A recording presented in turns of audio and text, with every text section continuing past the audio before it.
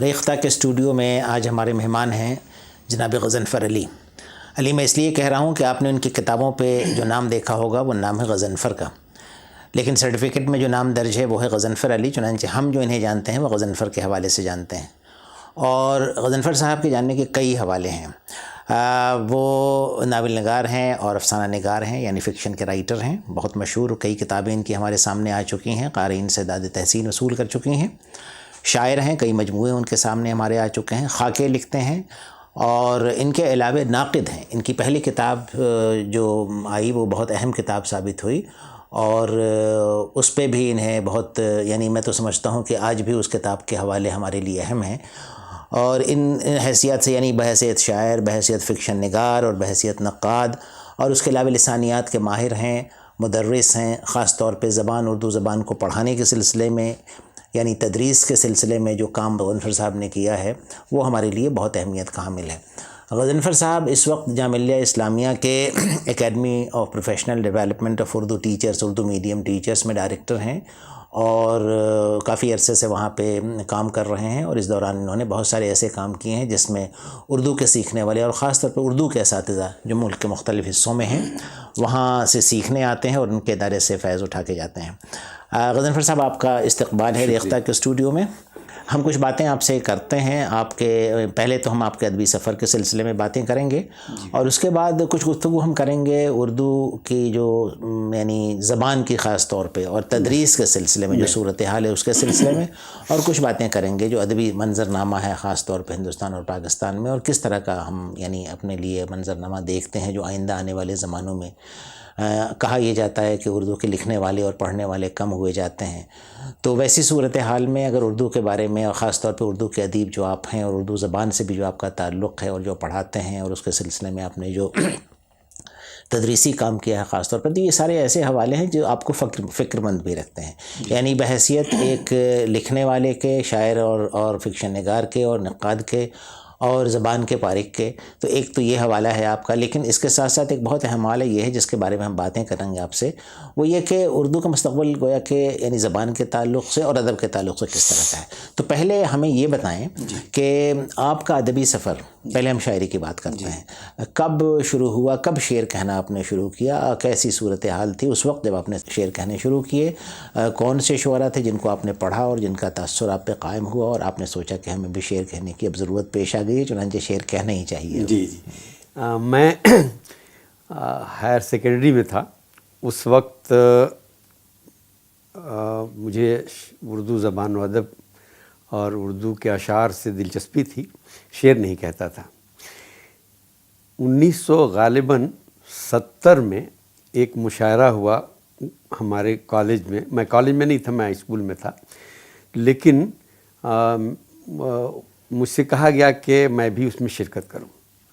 میں نے کوشش کی اور ایک مصرع طرح تھا، اس پر ایک غزل ہو گئی اور میں نے غزل پڑھی اور مجھے داد بھی ملی۔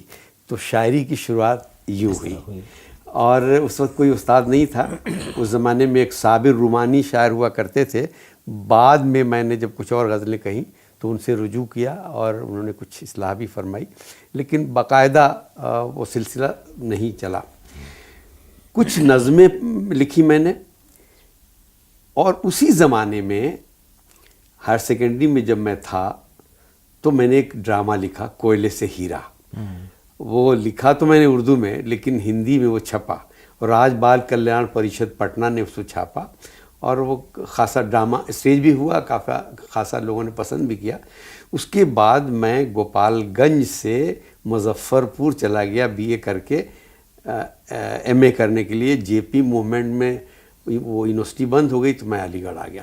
تو باقاعدہ میری شاعری کی شروعات، باقاعدہ کہہ رہا ہوں، وہ علی گڑھ میں ہوئی، اور علی گڑھ میں مجھے ایک بہت اچھا استاد مل گیا، شہریار، جس نے مجھے بیٹے کی طرح چاہا اور میری شاعری پر اصلاح بھی فرمائی۔ اور اس زمانے میں جدیدیت کا دور تھا، تو میری شاعری بھی جدیدیت کے رنگ میں کس زمانے کی بات ہو؟ یہ 1974 میں گویا کہ اگر ہم دیکھیں باضابطے طور پہ علی گڑھ آنے کے بعد آپ کا سفر شروع ہوتا ہے، اور اس میں آپ کو تقویت ملی شہریار صاحب کی مدد سے، اور ان کی یعنی ایک طرح سے گارجین شپ کہہ لیں، ایک طرح سے آپ کی یعنی ادبی گارجین شپ کہہ لیں۔ بہت عمدہ. آپ نے غزلیں لکھی ہیں اور آپ نے نظمیں بھی لکھی ہیں, اور حال میں آپ نے ایک مثنوی بھی لکھی ہے کرب جاں کے نام سے. بہت لوگوں نے اس کے اوپر لکھا بھی ہے. مجھے معلوم یہ ہوا کہ لوگوں نے اتنے مضامین اس پہ لکھے ہیں کہ شاید اس کی کتابی صورت بھی اب آنے والی ہے. مثنوی لکھنے کے سلسلے میں یہ اس لیے کہ یہ صنف تو ظاہر ہے کہ آج کل کوئی مثنوی نہیں لکھتا, یہ خیال کیسے آیا آپ کو؟ ہاں, یہ بہت اچھا سوال ہے, اور کئی لوگوں نے مجھ سے یہ سوال پوچھا کہ آپ نے مثنوی کیوں لکھی. تو میرے ذہن میں کوئی بہت واضح جواب نہیں تھا, لیکن جب میں نے غور کیا تو اندازہ ہوا کہ اس کا ایک جواز ہے, اس کی وجہ ہے. وجہ یہ ہے کہ جس زمانے میں میں پڑھ رہا تھا اس زمانے میں خلیل الرحمن اعظمی صاحب ہمیں مثنوی پڑھاتے تھے, اور میں شعر بھی کہنے لگا تھا اور افسانے بھی لکھنے لگا تھا. تو مجھے مثنوی زیادہ ہم آہنگ محسوس ہوئی, کیونکہ اس میں شعر کا حسن بھی تھا اور کہانی کا حسن بھی تھا. بہت اچھے. تو وہ میرے قریب وہ آ گئی, اور چونکہ اعظمی صاحب کا پڑھانے کا انداز بہت اچھا تھا تو مثنوی مجھے بہت اچھی لگنے لگی, اور اس میں لیکن اظہار خیال نہیں کر سکا. میں شاعری یعنی نظمیں کہتا تھا, غزلیں کہتا تھا, افسانے لکھتا تھا.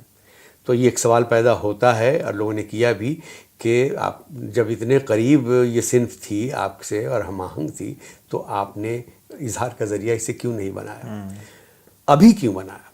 تو اب میری سمجھ میں آتا ہے کہ اس مثنوی کا جو موضوع ہے, اس موضوع کو پیش کرنے کے لیے اشاریت بھی چاہیے اور بیانیہ کا وصف بھی چاہیے, اور یہ دونوں وصف کسی ایک صنف میں اگر یہ مل سکتا تھا تو وہ مثنوی تھی.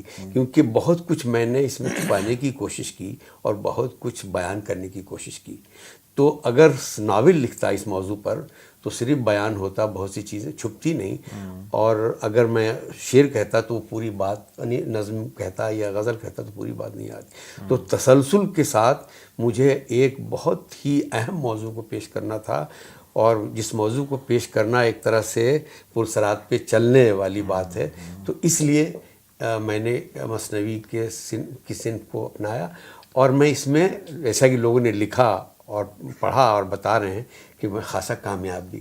بہت مبارک ہو آپ کو. شکریہ. آپ نے 2 اساتذہ کا ذکر بھی کیا, ایک شہریار صاحب کا اور دوسرے خلیل الرحمن اعظمی صاحب کا.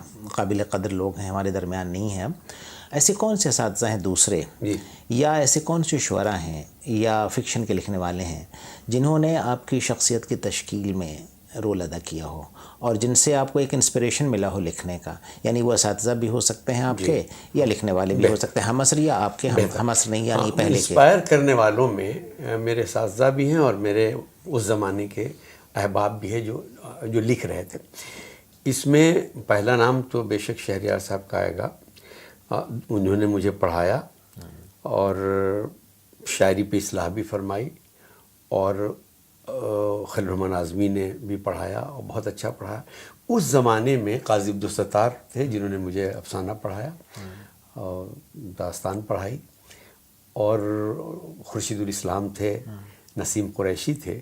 تو اتفاق سے مجھے جو اساتذہ ملے علی گڑھ میں وہ بہت اچھے تھے, بہت مشہور تھے, بہت مخلص تھے, اور ٹیلنٹ کی قدر کرنا جانتے تھے, اور اگر کسی کے اندر صلاحیت ہے تو اس کو جلا بخشنے کی کوشش بھی کرتے تھے. چنانچہ شاعری میں شہریار صاحب کی رہنمائی مجھے حاصل ہوئی اور جدیدیت کا ماحول ملا, تو میری شاعری آگے بڑھتی چلی گئی. فکشن میں قاضی صاحب نے براہ راست تو اصلاح نہیں کی, لیکن چونکہ قاضی صاحب کے اثرات بہت تھے, اور اس زمانے میں جو اس زمانے کے اچھے رائٹرز تھے, مثلاً قرۃ العین حیدر تھی, ان کے ناول آ رہے تھے, یا ہم لوگوں نے اس زمانے میں پریم چند کو پڑھا, اور اس زمانے کے جو رائٹرز تھے, مثلاً آنگن ہم نے اس زمانے میں پڑھا, عبداللہ حسین کو پڑھا, پریم چند کو پڑھا. تو ان ڈائریکٹ وے میں ان کے اثرات بھی مرتب ہوئے. لیکن میں یہ کہنا چاہتا ہوں کہ لاکھ اثرات ہوں, لیکن اگر آپ کے اندر لکھنے کی صلاحیت نہیں ہے اور ارج نہیں ہے داخلی, تو ممکن نہیں ہے تو آپ نہیں لکھ سکتے. تو ان سے ہم نے ان کا اثر اس طرح سے لیا کہ ان سے ہم نے تحریک حاصل کی, آگے بڑھنے کی کوشش کی, لیکن جو کچھ لکھا میں نے اپنے طور پہ لکھا اور کسی کی تقلید میں نے نہیں. مناسب. ایک احاطہ کرتے ہیں آپ کے شعری سفر کا. پہلا مجموعہ جی. اور جو آخری مجموعہ جو آپ نے چھاپا جی. وہ کب، اور آپ نے اپنے سفر میں کیا سوچا کہ آپ نے بحیثیت شاعر کون سے منازل طے کیے، یا آپ کے ہاں کیا تبدیلیاں آئیں جو آپ کو لگا کہ یہ جو اشعار میں نے پہلے کہے تھے ان کی اثری معنویت اب آج کے زمانے میں، یعنی 20-25 سال 30 سال سے زیادہ کا وقفہ گزرا ہوگا، تو پہلے کے مجموعے اور آج کے مجموعے میں یعنی اپنا محاسبہ کرنے اگر آپ بیٹھیں تو کیا اتفاق سے شاعری میں نے پہلے شروع کی اور خوب تمام اس زمانے کے رسالوں میں چھپا، لیکن مجموعہ میرا بہت بعد، یعنی 8-9 ناولوں کے بعد آ پایا. اور اس کی وجہ شاید یہ ہے کہ میں نے سخت انتخاب کے لیے شہریار صاحب کو دیا تھا اپنا مسودہ، وہ مسپلیس ہو گیا، اس لیے وہ رہ گیا، پھر میں نہیں چھپوا سکا. شاعری اس زمانے میں نے کی اور اس زمانے میں کی، دونوں زمانوں کی شاعری جو ہے اس آنکھ میں لکنت جو ہے اس میں موجود ہے. تو اس زمانے میں جو شاعری ہوئی، یعنی 1974 سے لے کر 1980 تک کہہ سکتے ہیں، یا وہ جدیدیت کا غلبہ تھا، جدیدیت کا دور تھا. تو ڈکشن میں بھی جدیدیت کا رنگ نظر آتا ہے اور موضوعات میں بھی جدیدیت کا رنگ نظر آتا ہے. لیکن شروع سے ہی چونکہ فکشن بھی مجھ سے قریب رہا، اس لیے میرے ہاں جدیدیت والا وہ گنجلک پن یا وہ ابہام یا وہ تجریدیت نہیں تھی. اور بعد میں اگر کچھ کہیں رہی بھی تو بعد میں وہ ختم ہوتی گئی، اس لیے کہ کمیونیکیشن جو ہے میرے نزدیک زیادہ اہم ہے کہ میں جو کہہ رہا ہوں وہ عام آدمی سے لے کر خاص آدمی تک پہنچ جائے. لیکن ساتھ میں یہ بھی احساس رہا کہ اس طرح سے بات نہ کہی جائے کہ کھل جائے یا اس پر ذہن دوڑانے کی ضرورت نہ پڑے، یعنی ڈھکے چھپے انداز کو بھی میں نے قائم رکھا. تو ایک طرح سے ہم کہہ سکتے ہیں کہ جدیدیت کا یہ رنگ بھی مجھے اچھا لگا، اس نے بھی فائدہ پہنچایا، اور اس سے پہلے کا جو دور تھا ترقی پسندی کا، اس کا بھی جو مثبت پہلو تھا وہ بھی میرے پاس آ گیا. تو میں نے کوشش کی کہ میری جو بھی شاعری ہو، نظمیں ہوں یا غزلیں ہوں، وہ ایسی ہوں کہ اس میں تہذیب بھی ہو، اس میں ایک اشاریت بھی ہو، اس میں ایک گہرا پن نہ ہو، سطحیت نہ ہو. ظاہر شاعری کے لیے سب تو یہ اس کو میں نے کوشش کی ہے. آپ نے چونکہ کہانیاں بھی لکھی، ناول لکھا اور شاعری بھی کی، کبھی آپ کو یہ محسوس ہوا کہ یہ موضوع یہ شعر کا ہے، یا یہ کہ یہ موضوع کسی کہانی کا ہے، یا یہ کہ یہ موضوع کسی ناول کا ہے؟ کیسے تعلق، کیسے یہ بہت دلچسپ سوال ہے اور اس کا میں جواب تفصیلی دینا چاہتا ہوں، اس لیے کہ میں نے اس معاملے میں ایک تجربہ بھی کیا. ایک ہی موضوع پر میں نے نظم بھی لکھی، اسی موضوع پر میں نے کہانی بھی لکھی، اور اسی موضوع پر میں نے ناول بھی لکھا. لیکن اب سوال یہ پیدا ہوتا ہے کہ ایک ہی موضوع پر میں نے 3 چیزیں کیوں لکھی؟ تو ایک خاص وقت میں مجھے محسوس ہوا کہ اس پہ نظم ہونی چاہیے، نظم ہو گئی. لیکن اس موضوع پر میں غور کرتا رہا تو اچانک اس پر ایک کہانی ہو گئی. لیکن شاعری کا جو تقاضے تھے وہ وہاں موجود ہیں، جو افسانے کے تقاضے تھے وہ یہاں موجود ہیں. اور اسی موضوع پر جس پر میں نے افسانہ لکھا اور کبھی نظم لکھی، بہت کچھ دنوں کے بعد ناول ہو گیا. اب جب میں نے غور کیا کہ ایسا کیوں ہوا، تو مجھے لگا کہ جب ہم کوئی چیز کہتے ہیں، ہمارے پاس کہنے کے لیے بہت کچھ ہوتا ہے اور کہنے کی جلدی بھی ہوتی ہے. تو جلدی میں جو مختصر حیات ہے یا ڈھانچہ ہے، اس میں وہ چیز آ جاتی ہے. لیکن بعد میں جب آدمی محاسبہ کرتا ہے، غور کرتا ہے، تو محسوس ہوتا ہے کہ بہت سے شیڈز رہ گئے ہیں، بہت سی چیزیں رہ گئی ہیں، اور جس شدت کے ساتھ بات آنی چاہیے وہ نہیں آ پائی. چنانچہ کہانی بنی، اور کہانی بھی بعد میں ناول کا، مثلا پانی جو میرا ناول ہے، پہلے اس پر ایک کہانی ہوئی، یا بشمنتھن ہے، اس پہ ایک کہانی بنی، تانا بانا. لیکن کچھ لوگوں نے اعتراض بھی کیا کہ یہ آپ نے کہانی کو یا ناول بنا دیا. لیکن میں نے کہانی کو ناول نہیں بنایا. بعد میں اس موضوع نے مجھ پہ اتنا دباؤ ڈالا، اس کا اتنا زور تھا کہ مجھے اس پر ناول لکھنا پڑا. کون سا کی کہانی ہے یہ، اور کون سا ناول؟ عنوان بتائیں. ایک پانی جو میرا ناول ہے، اس پر ایک کہانی تھی داستان نکلنا بے نظیر کا اور پہنچنا کہیں غیر اربان میں، عنوان اس وقت مجھے ٹھیک سے یاد نہیں ہے، لیکن اس پہ پانی ناول بنا، اور پانی کے سورسز، یعنی پانی میں نے یہ بات کہنے کی کوشش کی کہ بنیادی ضرورتیں ایفرٹ کرنے کے باوجود انسان کو حاصل نہیں ہو پاتی. اس لیے حاصل نہیں ہو پاتی کہ بنیادی ضرورتوں کے جو چشمے ہیں، جو منبع ہیں، وہاں پر مگرمچھوں کا قبضہ ہے. اور قبضہ اس لیے ہے کہ وہ یہ نہیں، مطلب یہ کہ کمی ہو جائے گی، بلکہ اس لیے کہ مونوپولی ان کی رہے، اجارہ داری باقی رہے، اور پوری دنیا ان کے سامنے جھکتی رہے. کچھ بات آپ کے فکشن کی کرتے ہیں. جی. آپ نے بتایا کہ شاعری کا سفر پہلے شروع ہوا، جی. پھر اس کے بعد فکشن کی طرف آئے. کون سی کہانیاں لکھی پہلے آپ نے، اور کیا اثرات تھے آپ کے اوپر؟ ہاں، سب سے پہلی کہانی جو میری ہوئی تھی وہ ایک کہانی تھی، اس کا نام تھا ٹیری کاٹ کا سوٹ، اور دلی سے ایک رسالہ نکلتا تھا بڑھتے قدم، اس میں یہ کہانی چھپی تھی. کب کی بات ہے یہ؟ یہ 1974 غالباً 74 یا 73 کی بات ہے. جی. تو وہ کہانی لکھی. اس کے بعد ایک اور کہانی لکھی، 20 سال پر پھیلی ہوئی ایک لاش، یہ آواز میں چھپی اور ریڈیو پہ میں نے پڑھی بھی. اور تیسری کہانی میری تھی خلا، جو 20ویں صدی میں چھپی. یہ تینوں کہانیاں علی گڑھ آنے سے پہلے لکھی جا چکی، جب میں مظفر پور میں تھا، یہ گوپال گنج میں تھا. علی گڑھ میں جب آیا تو کہانی پیچھے چھوٹ گئی، شعر نے آپ کو، ہاں، شعر نے آگے بڑھا دیا اور یا کہانی سے پیچھے چھوڑا دیا. لیکن بیچ بیچ میں کہانی ہوتی رہی، جیسے ڈگڈگی ہوئی بیچ میں کہانی، یا اور کئی کہانیاں ہوئیں. کہانیاں زیادہ ہوئیں جب میں ہماچل میں سروس میں آ گیا. اچھا. وہیں پہ میں نے پانی بھی لکھا اور بہت ساری کہانیاں بھی لکھی. ڈگڈگی بھی میں نے ہماچل میں لکھی. تو آپ کا جو سوال تھا، جو ایک احاطہ اگر آپ کریں، ہاں، کہ آپ نے تقریباً یعنی 40 سال کا سفر ہے یہ شاید اس سے کچھ زیادہ کا سفر ہے. اگر ہم 70s کے مڈ 70s کی بات کرتا ہوں تو 40 سال زیادہ کا سفر ہے. اس زمانے میں جو لوگ لکھ رہے تھے کہانی، جی، اور جو نئی کہانی کا خاص طور پہ جو ذکر ہو رہا تھا، اور جو پرانے لکھنے والے جو بہت اسٹیبلشڈ رائٹرس تھے، اور نئے لکھنے والے بھی سامنے آ رہے تھے، تو کون سے ایسے تھے جو آپ کو بہت اچھے لگے؟ اس زمانے میں ہم نے ہندی کی کہانیاں بھی پڑھی. کملیشور، موہن راکیش اور اوشا پریمگدا اور اس طرح کے جو رائٹر تھے وہ بھی مجھے بہت اچھے لگ رہے تھے. اور اردو میں اقبال مجید تھے یا غیاث احمد گدی تھے. نئے لوگوں میں، پرانے لوگوں میں کرشن پریم چند اور محمد ندیم قاسمی، یا اس زمانے کے جو جتنے رائٹر تھے، جی ہاں، وہ سب اچھے لگ رہے تھے. اور کہانیاں جو ترقی پسندوں کی تھیں، کچھ کہانیاں جس میں کرشچن، منٹو، بیدی، عصمت چغتائی، ان کی کچھ کہانیوں نے بہت متاثر کیا آپ کو.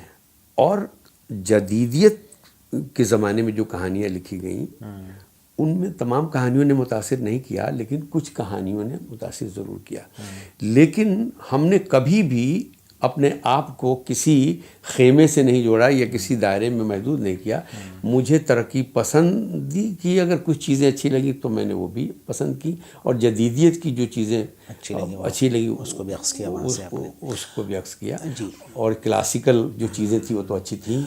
جو کریٹیو رائٹر ہوتا ہے اسے اپنے کوئی پیشے کا وہ زور نہیں یا جبر نہیں ہے اس کے اوپر، لیکن جب آپ کسی پیشے میں داخل ہوتے ہیں، خاص طور پہ آپ نے درس و تدریس سے آپ کا تعلق رہا، تو اس کے بعد میرے خیال میں آپ نے تنقیدی کچھ کام کیے. آپ کی جو پہلی کتاب تھی اس کے بارے میں آپ بتائیں. تنقید والی؟ جی، پہلی کتاب تھی مشرقی معیار نقد، اور اس زمانے میں نے یہ کتاب غضنفر علی غضنفر کے نام سے چھپوائی تھی. اور وہ شاعری میں بھی غضنفر علی غضنفر ہی لکھتا تھا، غضنفر علی نام اور تخلص غضنفر. بعد میں شمس الرحمن فاروقی نے کہا کہ غضنفر ہی کافی اتنا بھاری ہے، غ ظ ن فا اتنی مشکل آوازیں، تو غضنفر علی ہٹا دو، صرف غضنفر. تو غضنفر میں نے رہنے دیا، مجھے اچھا لگا ان کا مشورہ. تو یہ کتاب جو مشرقی معیار نقد میں نے لکھی، ضرورتاً لکھی. جس زمانے میں ہم ایم اے کر رہے تھے اس میں ایک پرچہ تھا مشرقی معیار نقد کا، مشرقی تنقید. کوئی ہمیں کتاب نہیں ملی، یا جو کتابیں ملیں وہ اتنی کافی تھیں، پھیلی ہوئی تھیں اچھا، کہ ان میں سے امتحان کے نقطۂ نظر سے کچھ حاصل کر لینا ایک طالب علم کے لیے آسان نہیں تھا، اور ٹو دی پوائنٹ باتیں نہیں تھیں، ادھر ادھر کی باتیں کی گئی تھیں. تو مجھے لگا کہ میرا اپنا مسئلہ تو حل ہوگا ہی، بہت سارے طالب علموں کا یہ مسئلہ حل ہو سکتا ہے. تو میں نے مشرقی معیار نقد کو پڑھنا شروع کیا، اور مجھے لگا کہ اس میں 4-5 نقطے ایسے ہیں جو مشرقی معیار نقد کو ڈیفائن کرتے ہیں یا اس کی پہچان بناتے ہیں. وہ میرے ہاتھ آ گئے کہ یہ تنقید کس پر زور دیتی ہے، کیا کرتی ہے، کیا کرتی ہے، کیا کرتی ہے، کیوں کرتی ہے. اور اس کو بہت ہی ایک طالب علمانہ نقطۂ نظر سے میں نے اس کو لکھنے کی کوشش کی، اور وہ کتاب وہ اتنی پسند کی گئی کہ ہمارے اساتذہ نے بھی داد دی. اسی کتاب کی وجہ سے مجھے اسکالرشپ ملی، اسی کتاب کی وجہ سے میں لیکچرر ہوا، اور وہ کتاب پاکستان میں بھی لوگوں نے پسند کی، اور بعد میں پاکستان سے بہت مطالبہ آیا کہ دوبارہ یہ چھپ جائے. نہیں چھپ سکی. اب اس کی ایک ہی کاپی موجود میرے پاس ہے، وہ میں نے ریختہ کے حوالے وہ کر دی ہے. شکریہ آپ. یہ میری پہلی تنقیدی کتاب تھی. جی جی. اور آپ جو کام ابھی کر رہے ہیں، جی، اردو اساتذہ کو ٹرین کرنے کا کام بہت اہم کام ہے. 2 باتیں کروں گا اس سلسلے میں.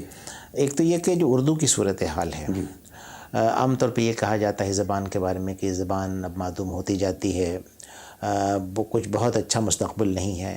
دوسری طرف یہ ہے کہ آپ ایک کام کر رہے ہیں اسی زبان کے فروغ کے لیے، اور خاص طور پہ ان کو ٹرین کر رہے ہیں جو اردو پڑھاتے ہیں مختلف اسکول. تو تضاد ہے دونوں باتوں میں. یعنی ایک طرف تو اردو کے بارے میں ہم رونا روتے ہیں کہ نہیں ہے اور ختم ہو رہی ہے، دوسری طرف یہ کہ اسی زبان کے اساتذہ کو اب تیار کر رہے ہیں.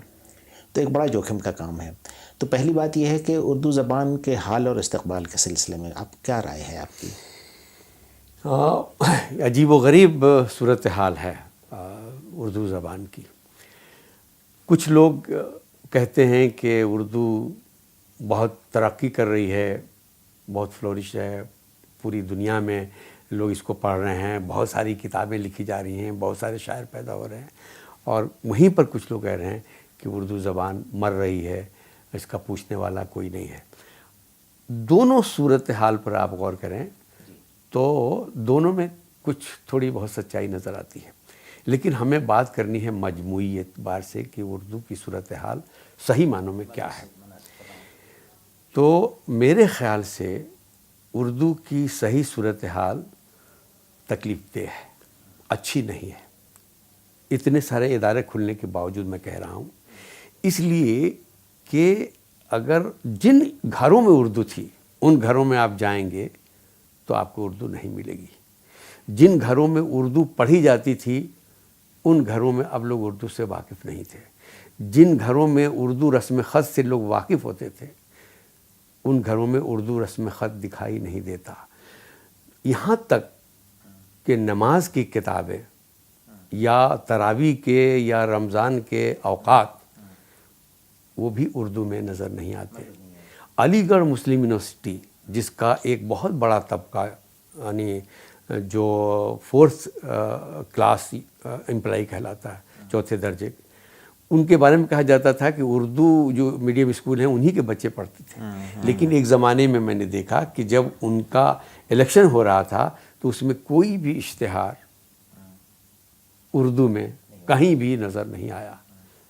تو اس کا مطلب یہ ہوا کہ جہاں اردو خوب بولی جاتی تھی، خوب پڑھی جاتی تھی، خوب اہمیت تھی، وہاں سے بھی غائب ہو گئی ہے. اور اب اسکولوں میں آپ چلے جائیں تو اساتذہ جو پڑھا رہے ہیں وہ بھی ڈھنگ سے ٹھیک سے نہیں پڑھا رہے ہیں، جو پڑھنے والے ہیں وہ بھی دلچسپی نہیں لے رہے ہیں. تو ہماری نسل کے بعد ہمارا جو بیٹا ہے، میں اپنے گھر سے مثال دیتا ہوں، میرے بیٹے کو واجبی سی اردو آتی ہے. وہ میری کتابوں کے تمام کتابوں کے نام بھی شاید نہیں جانتا ہوگا. مجھے جو جذباتی رشتہ اس زبان سے ہے وہ میرے بیٹے کو نہیں ہے، اور میرے بیٹے کا جو بیٹا ہے یا بچہ ہے اس کو بالکل نہیں ہوگی. تو آنے والا مستقبل جو ہے یہ زبان جو ہے جذبات سے اور رشتوں سے، جذباتی رشتے سے بھی آگے بڑھتی ہے. تو ہم اسی کے لیے محنت کرتے ہیں جس سے ہمارا جذباتی رشتہ ہوتا ہے. جب ہمارے گھر میں ہمارا بچہ میرے ہاتھ میں اردو کی کتاب دیکھے گا اور رسالے دیکھے گا تو میری طرف ہمکے گا, آئے گا اور سوچے گا کہ یہ کوئی امپورٹنٹ چیز ہے, اہم چیز ہے, لیکن میں ہی جب اس کو اہمیت نہیں دے رہا ہوں تو میرا بچہ کیا اہمیت دے گا. تو ایک طرف صورتحال اردو والوں کی ہے, دوسری طرف جو سرکاریں ہوتی ہیں, حکومتیں ہوتی ہیں, ان حکومتوں کی بہت سی مصلحتیں ہیں. ان مصلحتوں سے کہیں پر فائدہ نظر آتا ہے, کہیں پہ نقصان نظر آتا ہے. اکیڈمیز ہیں بہت ساری اکیڈمیز ہیں. اکیڈمیز کا بنیادی کام جو ہے وہ درس و تدریس پر زور دینا وہ نہیں ہے. وہ کتابیں, شاعری کی کتابیں یا فکشن کی کتابیں چھاپنے پر یا وظیفہ دینے پہ ان کا زیادہ زور ہے. لیکن یہ کتابیں جب اردو پڑھنے والا ہی نہیں ہوگا تو کون پڑھے گا؟ تو اب اردو کی طرف لڑکے کیوں نہیں پڑھنا چاہتے, خاص طور سے اردو بیک گراؤنڈ والے, اردو والے. وہ اس کی وجہ یہ ہے کہ ہم نے ان کے اندر ایک احساس ڈیولپ کر دیا ہے کہ یہ پسماندہ لوگوں کی زبان ہے, یہ گری پڑی زبان ہے, اس کو پڑھنے سے آج کا جو اسٹیٹس ہے یا آج کا جو زمانہ ہے وہ حاصل نہیں ہوگا. تو ایک تو احساس ہم نے یہ ڈال دیا. دوسرے یہ احساس ڈال دیا کہ اردو پڑھنے سے روزگار نہیں ملے گا. تو جب روزگار نہیں ملے گا, اسٹیٹس کوئی نہیں ملے گا, تو ہم کیوں پڑھیں گے؟ جبکہ ضرورت اس بات کی ہے کہ ہم یہ احساس دلائیں کہ انیس الرحمن جو انگریزی کے پروفیسر اور ڈین رہے ہیں وہ اردو سے جڑے ہوئے ہیں. بہت سے وائس چانسلر جو جامعہ کے اور دوسری یونیورسٹی کے ہیں وہ اردو سے جڑے ہوئے ہیں. بہت سے IAS اور IPS آفیسر جو اردو میں لکھتے ہیں, اردو پڑھتے ہیں, اردو جانتے ہیں. تو ہم کو ان کی مثالیں دے کے بتانی چاہیے کہ اردو صرف پسماندہ لوگوں کی زبان نہیں ہے, اردو ایلیٹ کلاس کی بھی زبان ہے. اگر یہ احساس ہم اپنے بچوں کے اندر داخل کر دیتے ہیں تو وہ بھڑک یا وہ کمتری جو ہے, کمتری کا احساس جو وہ کم ہو جائے گی, اور پھر وہ اردو کی طرف آئے گا. اور اس بات کا بھی ضرورت اس بات کی بھی ہے کہ ہم اردو کے مثبت جو پہلو ہیں اس کو سامنے لائیں کہ اردو پڑھنے سے, اگر اچھی اردو آپ جانتے ہیں تو آپ ٹیلی ویژن میں جا سکتے ہیں, چینلوں پہ جا سکتے ہیں, ریڈیو میں جا سکتے ہیں, فلموں میں جا سکتے ہیں, اچھے اسکالرس ہو سکتے ہیں, یہاں تک کہ بینک میں ملازم ہو سکتے ہیں. اس لیے کہ اب بینک میں بھی ایک لینگویج آفیسر رکھا جا رہا ہے, اور سیلس مین بھی ہو سکتے ہیں, کیونکہ آج کل زمانہ پروڈکٹ بیچنے کا ہے, اور پروڈکٹ وہی پروڈکٹ بکتا ہے جس کے پروڈکشن کے لیے صحیح زبان کا استعمال. آپ کے خیال میں ایک فضا بندی کی ضرورت ہے؟ فضا بندی کی ضرورت ہے, اور اردو اس معاملے میں بہت کارگر ثابت ہو سکتی ہے اٹریکٹ کرنے کے لیے, اس لیے کہ اس کی آوازیں بھی اٹریکٹ کرتی ہیں, اس کا ادب بھی اٹریکٹ کرتا ہے, اس کے شعر بھی اٹریکٹ کرتے ہیں. بہت شکریہ, بہت اچھی بات. آپ نے فضا بندی کی ضرورت ہے, اور یہ احساس جب جاگے گا تو ظاہر ہے کہ اس کا رشتہ جذبات سے ہوگا. جی, مارکیٹ میں یعنی کہ بازار میں اردو کتنی کام آتی ہے, یعنی کہ امپلائمنٹ نہیں مل رہا ہے, لیکن اگر یہ سچویشن ہو جائے اور ایسی صورتحال پیدا ہو جائے کہ زبان سے تعلق ہمارا اپنی یعنی ایک نفسیاتی وجہ سے ہو, گھر میں بولی جاتی ہے اس کی وجہ سے ہو, یا خود زبان کی خوبصورتی کی وجہ سے ہو, لیکن جس وقت یہ احساس ہمیں ہو جائے کہ یہ زبان ہمیں کئی طریقے سے کام آ سکتی ہے ہماری یعنی ہماری ملازمت کے دوران, روزمرہ کی زندگی میں, تو شاید اس زبان کے لیے مستقبل بہت اچھا ہے. اس کے حوالے سے ایک دوسری بات کروں گا. آپ جس عہدے پہ فائز ہیں آج, اردو کے اساتذہ کو تیار کرتے ہیں آپ, کیسی مشکلات پیش آتی ہیں؟ کیا آپ کو یہ لگتا ہے کہ یہ اردو کے اساتذہ جن پہ آپ نے بہت محنت کی ہے پچھلے کئی برسوں میں, اس میں آپ کو کہاں تک کامیابی حاصل ہوئی؟ دیکھیے, اسکیم تو یہ بہت اچھی ہے کہ کالج کی سطح پہ ریفریشر کورس, یعنی اکیڈمی اسٹاف کالج تھا, جن لوگوں نے اس اکیڈمی کی بنیاد بنی, اس زمانے میں جن لوگوں نے بھی سوچا, یہ بہت اچھی سوچ تھی کہ اسکول کی سطح پر بھی اساتذہ تربیت پائیں.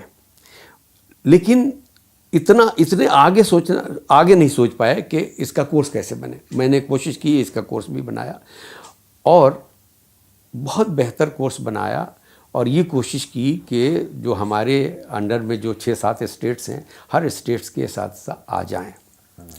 لیکن پلاننگ میں کچھ گڑبڑی رہی, اس لیے کہ جو کسی بھی ادارے کو چلانے کے لیے بجٹ کا ہونا بہت ضروری ہے. بجٹ پر زور کم دیا گیا. جس کام کے لیے زیادہ بجٹ کی ضرورت تھی اس کا بجٹ بہت کم رکھا گیا. تو جب آپ کے پاس پیسے ہی نہیں ہوں گے, پڑھانے والوں کو پیسہ نہیں دے سکتے, جو آئے گا اس کو ٹی نہیں دے سکتے, تو کیسے آپ پڑھ سکتے ہیں؟ لیکن اگر اس کی بجٹنگ اچھی ہو جائے اور پبلسٹی ہو جائے اور تمام اساتذہ آ جائیں, تو اردو کے اساتذہ اس کورس کے ذریعے، اس اکیڈمی کے ذریعے آج کا جو ماڈرن سلیبس ہے اس کے ساتھ چل سکتے ہیں اور ترقی یافتہ قوموں کے ساتھ قدم سے قدم ملا کے چل سکتے ہیں، اور اردو زبان کی یا زبان کی جو 4 سطحیں ہیں ان چاروں سطحوں پر بہتر کارکردگی کا مظاہرہ کر سکتے ہیں۔ اتنے برسوں میں کیا خیال ہے آپ کا، اگر آپ کوئی تخمینہ لگائیں کہ کتنے اساتذہ کو آپ نے تیار کیا تقریباً کن کن صوبوں سے؟ تقریباً 10 سال ہو جائیں گے جی۔ کچھ دنوں کے بعد۔ ہمارے ساتھ جو اسٹیٹس ہیں وہ 7 اسٹیٹس ہیں، یعنی درمیانی جو ہندوستان کا درمیانی حصہ ہے، وسطی ہندوستان، وسط جو ہے اس کے جو کی ریاستیں وہ جڑی ہوئی ہیں۔ تو ہماچل ہے، اس میں ایم پی ہے، راجستھان ہے، پنجاب ہے، کشمیر ہے، دہلی ہے، چھتیس گڑھ ہے، ہماچل ہے، پنجاب ہے، تقریباً تمام ریاستوں کے اساتذہ کو ہم نے کور کیا، اور جنہوں نے بھی ٹریننگ ہمارے یہاں سے حاصل کی وہ آج پڑھا رہے ہیں۔ وہ ان میں سے خود کچھ ایسے ٹرینر ہیں کہ وہ اپنے دوسرے اساتذہ کو بھی وہ ٹرین کر دیتے ہیں۔ لیکن اگر پیسے ہمارے پاس ہوتے اور ہم اور زیادہ پروگرام کرتے تو یہ اسکیم زیادہ کامیاب ہوتی۔ اب تو یہ عالم ہے کہ ایک پیسہ بھی نہیں ہے، ہم کسی بھی استاد کو نہیں بلا سکتے، کوئی بھی پروگرام نہیں کر سکتے۔ 2 باتیں اس سلسلے میں چاہیے مجھے، میں نے اس پہ فکر کرنے کی ضرورت ہے۔ نصاب کے بارے میں گویا کہ نصاب وہ جو آپ جس کو پڑھاتے ہیں، اور دوسرا نصاب ہمیں اس کے بارے میں بتائیے جو اسکولوں اور کالجوں میں رائج ہے آج کل، اس کے بارے میں کیا رائے ہے؟ تو پہلے اپنے نصاب کے بارے میں بتائیے، آپ کے ادارے کا جو نصاب ہے کن باتوں پر؟ ہم نصاب بناتے وقت 3 باتوں کا خاص طور سے ہم خیال رکھتے ہیں کہ نصاب کس کے لیے بنا رہے ہیں، یعنی لرنر کون ہے، نصاب ہم کیوں بنا رہے ہیں، ٹارگٹ کیا ہے، یعنی نشانہ ہمارا کیا ہے، کیا ہم سکھانا چاہتے ہیں، اور اس نشانے کو ہم کتنے دنوں میں پیریڈ میں ہم کر سکتے ہیں۔ اگر ہم ان تینوں باتوں پر دھیان دیں گے تو ہمارا نصاب بہتر بن سکے گا اور ہم اچھا انتخاب کر سکتے ہیں، اس لیے کہ ہم کو پتہ ہی نہیں رہتا کہ ہم جن کو پڑھانے جا رہے ہیں ان کی ذہنی سطح کیا ہے۔ اگر بچے ہیں تو ان کا نصاب الگ بنے گا، تھوڑے اور بڑے بچے ہیں تو ان کا نصاب الگ بنے گا، بوڑھے ہیں تو الگ بنے گا۔ تو مان لیجئے کہ ایک ایڈلٹ کو ہمیں اردو پڑھانی ہے، تو ایڈلٹ کو اردو پڑھانے کے لیے ایڈلٹ کا کن طرح کے موضوعات کو پسند کرتا ہے یہ ہمارے ذہن میں ہونا چاہیے۔ لیکن چونکہ وہ تازہ اردو سیکھ رہا ہے تو اس کی زبان آسان ہونی چاہیے۔ ایسا نہیں کہ رب کا شکر ادا کر بھائی جس نے پیاری گائے بنائی، وہ اگر ایڈلٹ کو پڑھائیں گے تو اس کو مزہ آئے گا۔ اس کو مزہ تو اس کے جیسے موضوعات ہو لیکن زبان اس نظم کی طرح ہونی چاہیے۔ تو یہ اگر آپ کے ذہن میں ہے تو یہ اچھے پیرامیٹرز آپ نے بتایا۔ یونیورسٹی میں جو نصاب رائج ہے آج کل وہ کیسا لگتا ہے آپ کو؟ اتفاق سے مجھے این سی آر ٹی میں بھی کام کرنے کا موقع ملا ہے، ایس سی آر ٹی میں بھی کام کرنے کا موقع ملا ہے، سی آئی ایل میں بھی کام کرنے کے موقع ملا ہے، یا اور اداروں میں یونیورسٹیوں میں جہاں نصابات تیار ہوتے ہیں وہاں بھی کام کرنے کو موقع ملا ہے۔ اور عام طور پر یہ کہا جاتا ہے کہ ہر 5 سال کے بعد نصاب بدل جانا چاہیے یا اس میں ریویژن ہونا چاہیے۔ ہمارے یہاں نصاب ریوائز نہیں ہوتے، اور ہوتے بھی ہیں تو رسم پوری کی جاتی ہے۔ زیادہ تر نصابات ایسے ہیں جن میں ضرورت، ذہنی سطح اور بدلے ہوئے حالات کا خیال نہیں رکھا جاتا ہے، جو رکھنا ضروری ہے۔ اگر ہم یہ نہیں رکھیں گے، اسی لیے بہت سے طالب علم بھاگ جاتے ہیں۔ مثلا ایک مثال دیتا ہوں، آپ نے سبرس کا کوئی حصہ لیا اور شروع ہی میں رکھ دیا تو وہ تو پہلے ہی دن بھاگ جاتا ہے۔ تو زبان دوسری ہے اور اس کا تو بیک گراؤنڈ دوسرا ہے۔ اب آپ کو ریورس گیئر میں جانا پڑے گا۔ پہلے انیس الرحمن کو پڑھائیے، غضنفر کو پڑھائیے، کیونکہ ان کی زبان سے آپ کا طالب علم فیملیئر ہے۔ تب جب آپ ملا وجی کے جائیے، تب وہاں جائیے، تو نہیں تو یہی ہوگا کہ وہ بھڑک پیدا ہوگی، وہ بھاگ جائے گا۔ پھر فضا آفرینی، نصاب میں جو فضا آفرینی ہوتی ہے اس کی ضرورت ہے، یعنی کلاس میں جب طالب علم داخل ہو جائے تو کچھ ایسا کیجئے کہ جو سبق آپ پڑھانے جا رہے ہیں اس سبق کے لیے وہ پوری طرح سے تیار ہو جائے، اس کی دلچسپی پیدا ہو جائے. تو اس کی فضا آفرینی یا فضا بندی ہمارے یہاں ٹیچنگ ایٹماسفیئر ہم نہیں بنا پاتے ہیں. تو teaching atmosphere testing and evaluation پر ہم دھیان نہیں دیتے ہیں. یعنی جو ہم موضوع رکھ رہے ہیں یا جو سبق رکھ رہے ہیں اس سبق کا ذہن پر، دل پر، دماغ پر، زبان پر کیا اثر پڑا، اس کو ہم ایویلویٹ نہیں کر پاتے. بہت مناسب باتیں آپ نے بتائیں، اور میرا خیال ہے جو گفتگو ہم نے شروع کی وہ شاعری سے کی تھی. جی تو اب وقت آ گیا ہے کہ آپ سے کچھ اشعار بھی سن لیے. بہتر. تو میں کچھ نظمیں نظمیں سنائیں. جی بہتر. آپ اپنے انتخاب. تو پہلے میں غزلیں سنا رہا ہوں. جی. ایک غزل ہے، سماعت فرمائیے. ارشاد. یقین جانیے اس میں کوئی کرامت ہے، یقین جانیے اس میں کوئی کرامت ہے، جو اس دھوئیں میں میری سانس بھی سلامت ہے، جو اس دھوئیں میں میری سانس بھی سلامت ہے. نظر بھی حال میرے دل کا کہہ نہیں پاتی، نظر بھی حال میرے دل کا کہہ نہیں پاتی. زباں کی طرح میری آنکھ میں بھی لکنت ہے، زباں کی طرح میری آنکھ میں بھی لکنت ہے. جو ہو رہا ہے اسے دیکھتے رہو چپ چاپ، جو ہو رہا ہے اسے دیکھتے رہو چپ چاپ. یہی سکون سے جینے کی ایک صورت ہے. میں اس کے جھوٹ کو بھی سچ سمجھ کے سنتا ہوں، میں اس کے جھوٹ کو بھی سچ سمجھ کے سنتا ہوں، کہ اس کے جھوٹ میں بھی زندگی کی قوت ہے. یہ کس کی آنکھ ٹکی ہے اداس منظر پر، یہ کس کی آنکھ ٹکی ہے اداس منظر پر. یہ کون ہے کہ جسے دیکھنے کی فرصت ہے. سپر تمام بدن کے حواس ڈال چکے، سپر تمام بدن کے حواس ڈال چکے. بس ایک آنکھ ہے جس میں ابھی بغاوت ہے، بس ایک آنکھ ہے جس میں ابھی بغاوت ہے. کہیں بھی جائیں سزائیں ہمیں ہی ملنی ہیں، کہیں بھی جائیں سزائیں ہمیں ہی ملنی ہیں. عدالتوں کی ہماری عجیب حکمت ہے. ہمارے بیچ یہ عقدہ نہ کھل سکا اب تک، کسے وصال کسے ہجر کی ضرورت ہے. بہت اچھا.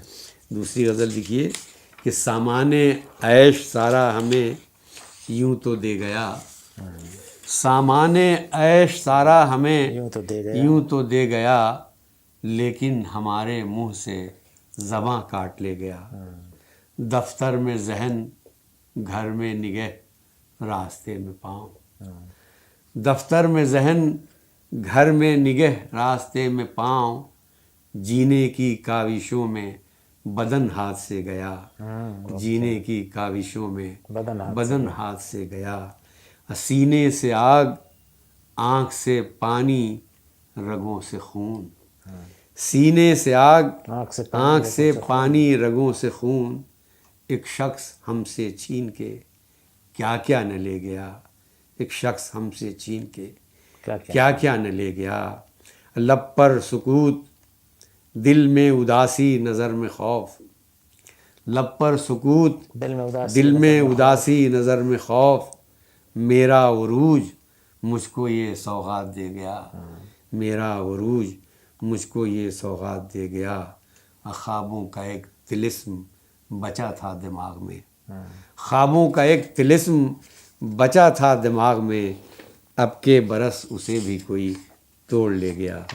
ایک اور غزل دیکھیے کہ یہ تمنا نہیں کہ مر جائیں، یہ تمنا نہیں کہ یہ تمنا نہیں کہ مر جائیں، زندہ رہنے مگر کدھر جائیں. بہت اچھے.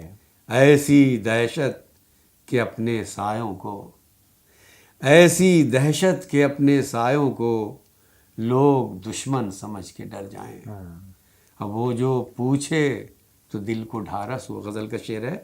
وہ جو پوچھے تو دل کو ڈھارس ہو، اب وہ جو دیکھے تو زخم بھر جائیں. بہت اچھا. وہ جو دیکھے تو زخم بھر جائیں.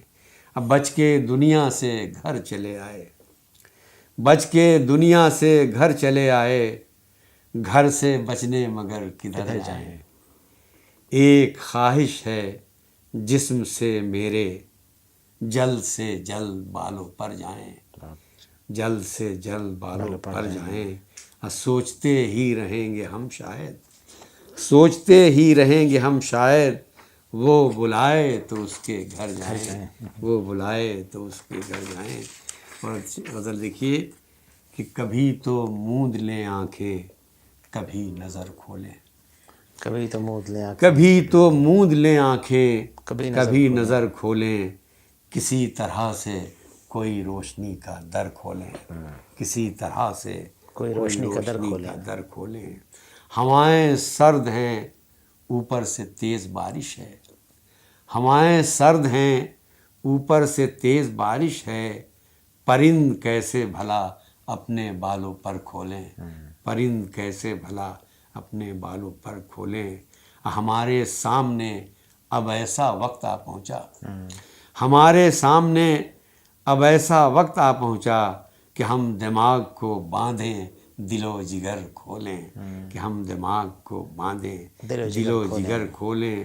نہیں ہے کچھ بھی مگر دل یہ چاہتا ہے بہت، شعر دیکھیے کہ نہیں ہے کچھ بھی مگر دل یہ چاہتا ہے بہت، کہ ایک روز ذرا چل کے اپنا گھر کھولیں، کہ ایک روز ذرا چل کے اپنا گھر کھولیں۔ ہر ایک سمت ہے دیوار سر اٹھائے ہوئے، ہر ایک سمت ہے دیوار سر اٹھائے ہوئے، کوئی بتائے کہ ہم کھڑکیاں کدھر کھولیں، کوئی بتائے کہ ہم کھڑکیاں کدھر کھولیں۔ ہر ایک آنکھ کی پتلی ہے موتیا کی شکار، ہر ایک آنکھ کی پتلی ہے موتیا کی شکار، کسے کمال دکھائیں کہاں ہنر کھولیں، کسے کمال دکھائیں کسے ہنر کھولیں۔ آخری ایک غزل میں سناتا ہوں۔ حصارے رنگ و نکہت کی اسیری روک دیتی ہے، سارے رنگ و نکہت کی اسیری روک دیتی، حصارے رنگ و نکہت کی اسیری روک دیتی ہے، فقیری چاہتا ہوں پر امیری روک دیتی ہے، بہت اچھے، فقیری چاہتا ہوں پر امیری روک دیتی ہے، بہت جی چاہتا ہے آدمی کو آئینہ کر دوں، بہت جی چاہتا ہے آدمی کو آئینہ کر دوں، میرے خامے کو پر طرز نظیری روک دیتی ہے، میرے خامے کو پر طرز نظیری روک دیتی ہے، نظر کہتی ہے سارے منظروں کو نوچ کر رکھ دوں، نظر کہتی ہے سارے منظروں کو نوچ کر رکھ دوں، مگر مجھ کو میری پیری فقیری روک دیتی ہے، مگر مجھ کو میری پیری فقیری روک دیتی ہے۔ فضا ایسی کہ ایک ایک شخص سے میں دشمنی کر لوں، فضا ایسی کہ ایک ایک شخص سے میں دشمنی کر لوں، مگر دل کو کوئی بانگے کبیری روک دیتی ہے، مگر دل کو کوئی بانگے کبیری روک دیتی ہے۔ جو غصہ پھوٹتا ہے درد کی شدت سے برسوں میں، جو غصہ پھوٹتا ہے درد کی شدت سے برسوں میں، تعجب ہے بس ایک روٹی خمیری روک دیتی ہے، تعجب ہے بس ایک روٹی خمیری روک دیتی ہے۔ جہاں زیبی کی خواہش بھی تو اٹھتی ہے میرے دل میں، جہاں زیبی کی خواہش بھی تو اٹھتی ہے میرے دل میں، مگر اس کو ہوائے ملک گیری روک دیتی ہے، ہسارے رنگ و نکہت کی کچھ نظمیں سنائیں۔ اسیری روک دیتی ہے، فقیری چاہتا ہوں پر امیری روک دیتی ہے۔ دو تین نظمیں سناتا ہوں۔ ایک نظم ہے ہجرت۔ وہ آغوش جس میں پلے اور پل کر جواں ہم ہوئے ہیں، اسے چھوڑنے کی تدابیر کرنے میں مصروف ایسے ہوئے ہیں کہ زنداں سے قیدی رہائی کی راہوں کی تعمیر کرنے میں مشغول ہوتے ہیں جیسے۔ وہ آغوش جس میں جواں ہم ہوئے ہیں، اسے چھوڑ کر دور جانے کے احساس سے جو خوشی مل رہی ہے، کسی بھی طرح اس سے کمتر نہیں ہے جو زندہ سے باہر نکلنے میں محسوس ہوتی ہے زندانیوں کو۔ خوشی کا یہ احساس ایسا نہیں کہ فقط ایک ہم تک ہی محدود ہو، یہ خوشی گھر کے دیواروں در میں بھی گھر کر گئی ہے۔ ماں بہن باپ بھائی بھی گردن اٹھائے ہوئے اپنے ہمسایوں سے کہتے پھرتے نظر آ رہے ہیں کہ میرا قمر بھی عرب جا رہا ہے۔ شریک سفر کی رگوں میں بھی خوشیاں اچھلنے لگی ہیں، وہ راتوں کی سب لذتیں بھول کر جانے والے کی تیاریوں میں بڑے چاو سے منہمک ہو گئی ہے۔ عجب جاں فضا ہے یہ ہجرت کا منظر، مگر یہ روایت ہے مکے سے یثرب کو جاتے ہوئے مصطفیٰ اور سارے صحابی بہت رو رہے تھے، وطن کی محبت انہیں روکتی تھی، جدائی جگر میں تبر بھونکتی تھی، وہ ہجرت کا منظر بڑا جاں گسل تھا، مگر آج ہجرت کا منظر بدل سا گیا ہے، یہ منظر تو سچ مچ بڑا جاں فضا ہے، مگر ایسا کیوں ہو گیا ہے، یہاں تو مظالم کی وہ سختیاں بھی نہیں ہیں۔ نئے آدمی کا کنفیشن۔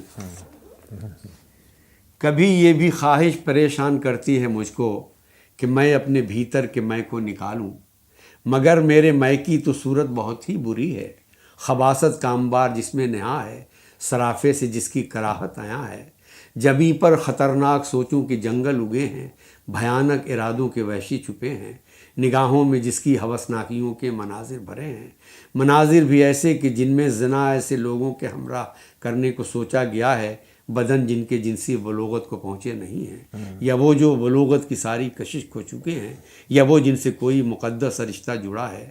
میرے میں کی صورت بری ہے کہ دنداں درندوں کی صورت کسی سہم سمٹے کنوارے بدن میں گڑے ہیں، کہ ماتم کدے میں بھی آنکھیں کسی جسم کی برجیوں پر ٹکی ہیں، کہ بیوی بغل میں مگر ذہن میں اور ہی کوئی تنمن کھلا ہے، کہ پگلی بکھارن کے تن اور اندھے بکھاری کی کشکول پر بھی نظر ہے۔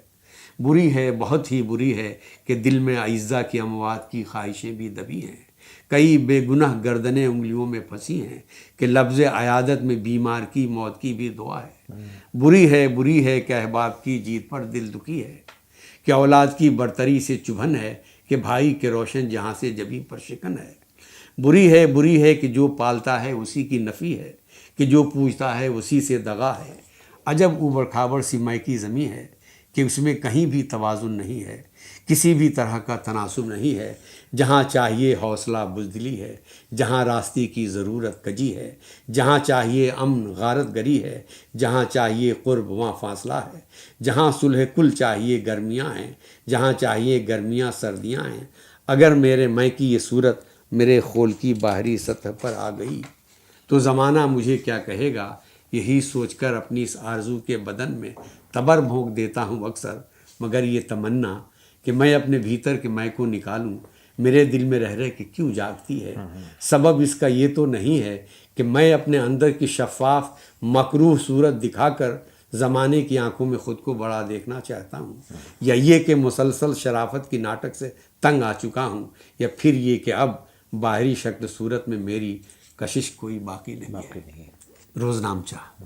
زندگی کا تو اپنی یہ معمول ہے، صبح کو دیر سے جاگنا اور بیڑی کا بنڈل لیے ٹوائلٹ میں بہت دیر تک کش پہ کش کھینچنا، اور پھر کچھ نئے فیشنوں کے لباسوں سے ننگا بدن ڈھانپ کر ایک کیفے میں جا بیٹھنا، کاؤنٹر پر پڑے ایک کھاتے میں کچھ ہندسے ڈال کر پستکالیہ کی جانب قدم موڑنا، لمبی میزوں پہ بکھرے ہوئے تازہ اخباروں سے جوجھنا، گہرے کالے سمندر کی گہرائی میں ڈوب کر روشنی کی کرن ڈھونڈنا، تھک کے بیڑی لبوں سے لگا کر فضا میں دھوئیں کو اڑا کر اسے غور سے دیکھنا سوچنا، پھر کتابوں کی الماریاں کھول کر موٹی موٹی کتابیں لیے ایک سنسان گوشے میں جاتے ہوئے نوکری سے لگے آدمی سے بڑا خود کو محسوسنا، شام کو لوٹ کر کافی ہاؤس کا چکر لگاتے ہوئے ایک ایک شخص کو غور سے دیکھنا، دیکھ کر کوئی ساتھی وہاں یوں لپکنا کہ برسوں سے جیسے ملے ہی نہ ہو، میز پر رکھے پیکٹ سے سگریٹ یوں بے نیازی سے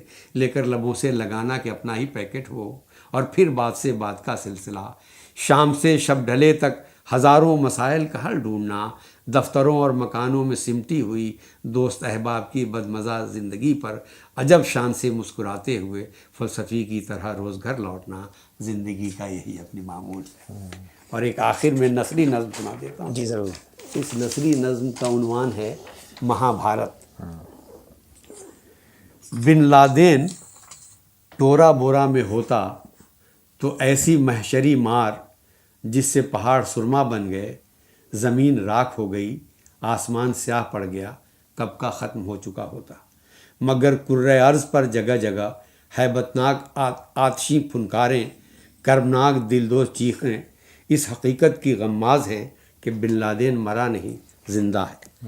یہ پھنکاریں اور چیخیں اس بات کی بھی دلیل ہیں کہ لادن ٹورا بورا کے علاوہ دوسرے خطوں میں بھی موجود ہے۔ سوال یہ ہے کہ لادن ختم کیوں نہیں ہوا؟ کیا وہ واقعی اتنا زبردست ہے کہ سارے جہان کی مجموعی طاقت بھی اس کے آگے ہیچ ہے؟ کیا اس نے آب حیات پی لیا ہے کہ کہ کبھی مر نہیں سکتا؟ کیا وہ ککنس بن گیا ہے کہ اپنی خاکستر سے پھر پیدا ہو جاتا ہے؟ کیا وہ سد سکندری ہے کہ یاجوج ماجوج کی زبانیں اسے پوری طرح چاٹ نہیں پاتی؟ کیا وہ راون ہے کہ اس کا ایک سرا افغانستان میں تو باقی 9 دوسرے جہان میں؟ اور کیا اس نے کوئی وردان پا لیا ہے کہ سر کٹ کر پھر دھڑ سے آ لگتا ہے؟ کیا وہ بھیشم پتاما ہے کہ اپنی اچھا کے بغیر مر نہیں سکتا؟ کیا اس نے اپنا کلون بنا لیا ہے کہ اس کا خاتمہ ناممکن ہو گیا ہے؟ سوال یہ بھی ہے کہ میزائلوں کا نشانہ چوک کیوں جاتا ہے؟ کیا ان کے پرزے ڈھیلے ہیں؟ کیا وہ اپنا توازن کھو بیٹھتی ہیں، بے سمتی کا شکار ہو جاتی ہیں؟ کیا وہ اندھی ہیں کہ بن لادین کو دیکھ نہیں پاتی؟ کیا ان کی بینائی کمزور ہے کہ وہ لادین اور غیر لادین میں تمیز نہیں کر پاتی؟ بن لادین کوئی سچ تو نہیں کہ شکونی کی چال اس کے آگے ناکام ہو جائے، وہ لاکشا گرہ سے بچ کر نکل جائے، اگیات باز سے واپس آ جائے، اس کا چیر ہرن نہ ہو سکے، تیروں کی شیّا پر زندہ رہ جائے؟ کہیں ایسا تو نہیں کہ میزائلیں اسے مارنا ہی نہیں چاہتی؟ اگر ایسا ہے تو یہ محشری مار کس کے لیے؟ یہ مسلسل یہ لغار کیوں؟ حیران و پریشان ارجن کروکشیتر میں چیختا پھر رہا ہے، مگر آج کی مہابھارت میں ان سوالوں کا جواب دینے والا کوئی کرشن نہیں، کوئی کرشن نہیں، کوئی کرشن نہیں۔ اچھا، بہت بہت شکریہ غضنفر صاحب، آپ ریختہ تشریف لائے اور آپ سے آج باتیں ہوئیں، بہت اچھا لگا۔ میرے خیال میں سامعین اور ناظرین جو ہمارے ہیں وہ آپ کے اس گفتگو سے فیض اٹھائیں گے۔ آپ کا بھی شکریہ کہ آپ نے موقع دیا اور اظہار خیال کا اور شعر سنانے کا اور نظمیں سنانے کا۔ ویلکم۔